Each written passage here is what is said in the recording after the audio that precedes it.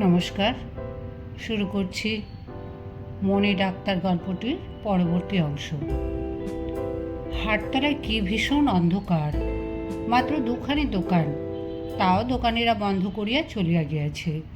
চারিদিকে বড় বড় গাছপালার অন্ধকারে জোনাকি জ্বলিতেছে। বিলাতি আমড়া গাছটায় বাদুড়ে ডানা ঝটপট করিতেছে। গভীর রাত্রি হইয়াছে, কিন্তু গরমে ঘুম আসে না চোখে। কি বিশ্রী ঘুমোট! সারা রাত্রি ডুবডাব শব্দে পাকা আম পড়িতেছে চারিদিকের আম বাগানে।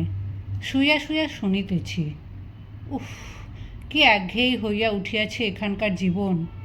সকালে উঠিয়া নদীর ধারে একটু বেড়াইয়া আসিয়া সেই হাটতলায় ফিরিয়া আসি। বেশি দূর কোথাও যাইতে পারি না। কি জানি, রোগী আসিয়া যদি ফিরিয়া যায়। সারাদিন ডিসপেন্সারি আগলাইয়া থাকিতে হয় আশায় আশায়। মুদি পোড়া আঁখি বসি রসালের তলে, ভ্রান্তি মদে মাতি ভাবি পাইব পাদ পদ্মে, কাঁপে হিয়া দুরু দুরু করি। আর তাছাড়া যাই বা কোথায়? চাষা গাঁ, কোনো ভদ্রলোকের বাড়ি নাই যে বসিয়া গল্পগুজব করি। ঘুরিয়া ফিরিয়া সেই আমার ফুটা খড়ের ঘরের ডিসপেন্সারি আর মুজিবরের দোকান, দোকান আর ডিসপেন্সারি। কোনো কোনো দিন সন্ধ্যার দিকে পিপিলিপাড়ার বিলের ধারে বেড়াইতে গিয়া দেখি বাগদিরা কী করিয়া ডোঙায় উঠিয়া কোঁচ ছুঁড়িয়া কই মাছ মারিতেছে। অন্ধকার দেখিয়া দুটো হয়তো শাক তুলিয়াও আনে কোনো কোনো দিন। একঘেয়ে আম ভাতে ভাত অখণ্ড প্রতাপে রাজ্য চালাইতেছে তো বৈশাখ মাস হইতেই। কতদিন আর ভালো লাগে। আমার নামের কপাল নয়। কাল ওপাড়ার বিষ্ণুকুলুর বড় ছেলেকে সন্ধ্যার পরে ঘানি ঘরের দরজায় সাপে কামড়াইল। আমি শুনিয়াই ছুটিয়া গেলাম। আমায় কেহ ডাকিতে আসে নাই বটে, কিন্তু কানে শুনিয়া চুপ করিয়া থাকিতে পারি কি করিয়া? গিয়াই শক্ত করিয়া গোটা কতক বাঁধন দিলাম। 10টো স্থান চিরিয়া পটাশ পারম্যাঙ্গানেট টিপিয়া দিলাম। এমন সময় পাড়ার লোকে ওঝা ডাকিয়া আনিল। ওঝা আসিয়াই আমার বাঁধন খুলিয়া ফেলিতে হুকুম দিল। আমার নিষেধ কেহ গ্রাহ্যই করিল না। বাঁধন খুলিয়া ঝাড়ফুঁক করিতে করিতে রোগী সারিয়া উঠিল। ঝাড়ফুঁক সব বাজে, আমার বাঁধনে আর পটাশ পারম্যাঙ্গানেটেই কাজ হইয়াছিল। নাম হইল সেই ওঝার। যাক, সেজন্য আমি দুঃখিত নই। একজনের জীবন বাঁচিয়া গেল, এই আমার যথেষ্ট পুরস্কার। না খাওয়ার কষ্টও সহ্য করিতে পারি। একঘেয়ে জীবনের কষ্টে একেবারে মারা যাইতে বসিয়াছি। তবুও বসিয়া বসিয়া দিবা স্বপ্নে কাটাইয়া মনের কষ্ট মন হইতে তাড়াই। টাকা পয়সা হাতে হইলে কি করিব বসিয়া তাহাও ভাবি। সুবাসিনীকে লইয়া আসিব, খোকাকে লইয়া আসিব। নদীর ধারে মুজিবর জমি দিতে চাহিয়াছে, সেখানে দুখানা খড়ের ঘর তুলিব আপাতত। বাড়ির চারিধারে ছোট একখানা ফুল বাগান করিব। সন্ধ্যাবেলা আধ ফুটন্ত বেলকুঁড়ি এই গ্রীষ্মের সন্ধ্যায় রেকাবি করিয়া তুলিয়া আনিয়া কিছু ঘরে কিছু সুবাসিনীর খোঁপায় পড়াইয়া দিব। এখানকার তহসিলদারকে বলিয়া কিছু ধানের জমি লইয়া চাষবাস করিব। ঘরে ধান হইলে সচ্ছলতা আপনিই দেখা দিবে। ভাদ্র মাসে একদিন ডিসপেন্সারি ঘরে বসিয়া আছি, দেখি যে একটি মেয়ে হাটতলার বনের মধ্যে জামতলায় কি খুঁজিয়া বেড়াইতেছে। আমায় দেখিয়া আমার দিকে চাহিয়া রইল। বললাম, কি খুঁজছ ওখানে খুকি? মেয়েটি লাজুক সুরে বলিল, ঘেঁটকোলের ডগা। কি হবে ঘেঁটকোলের ডগায়? ঘেঁটকোলের ডগা তো খায়। কথাটা জানিতাম না। ঘেঁটকোলের ডগা যদি খাওয়া যায় তবে তো আমার তরকারি কিনিবার সমস্যাই ঘুচিয়া যায়। হাটতলার চারিদিকের বন জঙ্গলেই দেখিতেছি বহু ঘেঁটকোল আছে, কিন্তু গাছটি চিনিতাম না। নাম শুনে আসিয়াছি বটে। বলিলাম, কই কীরকম গাছ দেখি? মেয়েটি বলল, এই দেখুন, কচু গাছের মতো দেখতে, কিন্তু একটা পাতা 3টে ভাঁজ করা। কি করে খায়? যেমন ইচ্ছে, ছেঁচকি করে খায়, চচ্চড়ি করেও খায়। খাবেন? দেব তুলে? মেয়েটির কাছে একটু চাল দেখাইলাম। ডাক্তারবাবু হইয়া বুনো ঘেঁটকোলের ডগা কি করিয়া খাইব? তবে যদি নিতান্তই খাইতে হয়, এই অবজ্ঞাত বন্য উদ্ভিদের প্রতি নিতান্ত কৃপা করিয়াই খাইব, এই ভাবটা দেখাইবার চেষ্টা করিলাম। বলিলাম, ওসব কচু ঘেঁচুর ডগা কে রাঁধবে, কী করে রাঁধতে হয়? মেয়েটি শিখাইয়া দিল ঘেঁটকোলের ডগার ছেঁচকিরা দিবার প্রণালী। এক আঁটি ডগা তুলিয়া দিয়াও গেল। যাইবার সময় আমার রান্নাঘরের দিকে চাহিয়া বলিল, এখানে কে থাকে? আমি থাকি। সে কথা নয়, আপনার সঙ্গে থাকে কে? রেঁধে বেড়ে দেয় কে? কেউ না, নিজেই। সেই হইতে মেয়েটি আমায় কেমন একটু কৃপার চক্ষে দেখিল বোধ হয়।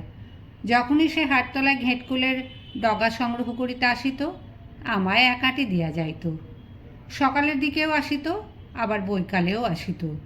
একদিন বৈকালে আপন মনে বসিয়া আছি, মেয়েটি আসিয়া দাওয়ার ধারে কোঁচর হইতে কিছু ডুমুর বাহির করিয়া রাখিয়া বলিল, এবেলা হরে কলুদের পুকুর পাড় থেকে ডুমুর পেড়েছিলাম, তাই আপনাকে দুটো দিয়ে যাচ্ছি। মেয়েটি কে তা আমি কখনো জিজ্ঞাসা করি নাই।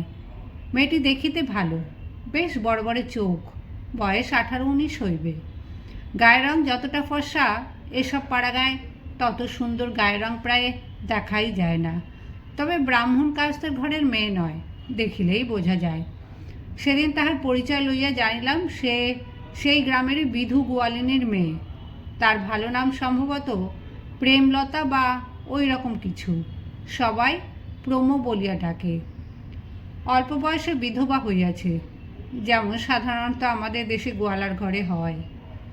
মেয়েটি কিছুক্ষণ চালের বাতা ধরিয়া দাঁড়াইয়া রহিল। বলিল, আপনার বিয়ে হয়নি? কেন হবে না? তবে বউকে নিয়ে আসেন না কেন? এখানে তো আপনার রান্নাবান্নার খুব কষ্ট। হ্যাঁ, তা বটে, এইবার আনবো ভাবছি। মা বাবা আছেন? না। কোথায় আপনার বাড়ি? সে তুমি চিনতে পারবে না, সে অনেক দূর। এইভাবে আলাপের সূত্রপাত। তারপর কতদিন সকালে বিকালে প্রমো আসিত। কোনো দিন ওলের ডাঁটা, কোনো দিন ডুমুর, কোনো দিন বা একটা চালতা। নিজে যা বনে জঙ্গলে সংগ্রহ করিত, তার কিছু ভাগ আমায় না দিয়া তার যেন তৃপ্তি হইত না। মাঝে মাঝে ওইখানটা দাঁড়াইয়া চালের বাতা ধরিয়া কত গল্প করিত। সরলা বালিকা কাঠ কুড়াইয়া শাক পাতা সংগ্রহ করিয়া তার দরিদ্র মায়ের গৃহস্থালীর অভাব দূর করিতে চেষ্টা করিত। তেমনি এই দরিদ্র ডাক্তারের প্রতি গভীর অনুকম্পাবশত তার ভাতের থালার উপকরণও জুটাইয়া দিত। বড় ভালো লাগিত তাকে। একটা অদৃশ্য সহানুভূতির সূত্রে সে আমাকে বাঁধিয়াছিল, এবং বোধহয় আমিও তাকে বাঁধিয়াছিলাম। পলাশপুরের হাটতলায় নিঃসঙ্গ জীবনের একটি মমতাময়ী নারীর সঙ্গ বোধহয় খুব ভালোই লাগছিল। তাই সে আসিলে মনটা খুশি হইয়া উঠিত। ইদানিং সে আসিত ঘন ঘন, নানা ছলছুতায়, কারণে অকারণে। আসিয়া খেই হারা কথাবার্তায় থাকিয়া যাইত অনেকক্ষণ। একদিন লক্ষ্য করিলাম প্রমোদার বেশভূষার দিকে নজর দিয়াছে। প্রথম সেদিন তার যত্ন করিয়া বাঁধা খোপাটির দিকে চাহিয়া আমার এ কথা মনে হইল। ফর্সা শাড়িখানা পরিপাটি করিয়া পরিতে শিখিয়াছে। মুখের হাসির মধ্যে একদিন সলজ্জ সংকোচের ভাব দেখিলাম। যে ধরনের হাসি তার মুখে নতুন। আর কতভাবেই সে সেবা করিতে চেষ্টা করিত। শাক তুলিয়া তরকারি কুটিয়া দিয়া আগে আগে আসিয়া চালের বাতা ধরিয়া দাঁড়াইয়া থাকিত। ইদানিং দাওয়ার কোণে ওইখানটায় বসিত। তার মুখের ভাব দিন দিন যেন আরও সুশ্রী হইয়া উঠিতেছিল। পলাশপুরে তো কত লোক আছে, হাটতলায় তো কত লোক যাতায়াত করে। এই দরিদ্র ডাক্তারের নিঃসঙ্গ জীবনের প্রতি কেহই তো অমন দরদ দেখায় নাই। তাই বলি, পুরুষ মানুষের মেয়ে মানুষের মতো বন্ধু কোথায়? গত ফাল্গুন মাসে উপরি উপরি কয়েকদিন সে আসিল না। মনটা উদ্বিগ্ন হইয়া উঠিল। এমন তো কখনো হয় না। 2-3 দিন পরে কানে গেল বিধু গোয়ালিনীর মেয়ের টাইফয়েড হইয়াছে। কেহ ডাকিতে না আসিলেও দেখিতে গেলাম। দেখিয়া শুনিয়া বুঝিলাম এই বয়সে টাইফয়েড শিবের অসাধ্য রোগ। প্রাণপণে চিকিৎসা করিতে লাগিলাম। উহারা 7 দিন পরে আমার উপরে আস্থা হারাইয়া ডাকিল ইন্দু ডাক্তারকে। আমাকে রোগশয্যার পাশে দেখিয়া প্রমোর মুখ আনন্দে উজ্জ্বল হইয়া উঠিয়াছিল। প্রথম দিন শুনিলাম ইন্দু ডাক্তার যেদিন দেখিতে আসিয়াছিল সেদিন সে ইন্দু ডাক্তারের ওষুধ খাইতে চায় নাই। মরণের 6-7 দিন পূর্ব হইতে সে অজ্ঞান অবস্থায় ছিল। আজ কয়েক মাস হইল আমি আবার যে একা সেই একা। কে আর আমার জন্য শাক ডুমুর ঘেঁটকোলের ডগা তুলিয়া দিবে? এখন আবার সেই আম ভাতে ভাত। বর্ষা নামিয়া গিয়াছে, রাস্তাঘাটে বেজায় কাদা, মশার উৎপাত বাড়িয়াছে। হাটতলার চারিপাশের বাগানের বড় বড় গাছের মাথায় সারাদিন ধরিয়া মেঘ জমিতেছে।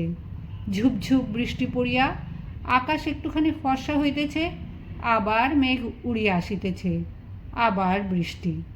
জলে ভিজিয়া গাছের গুঁড়িগুলির রং আবলুসের মতো কালো দেখাইতেছে। চুপ করিয়া বসিয়া থাকি, মনে হয় কারাগারে আবদ্ধ হইয়া আছি।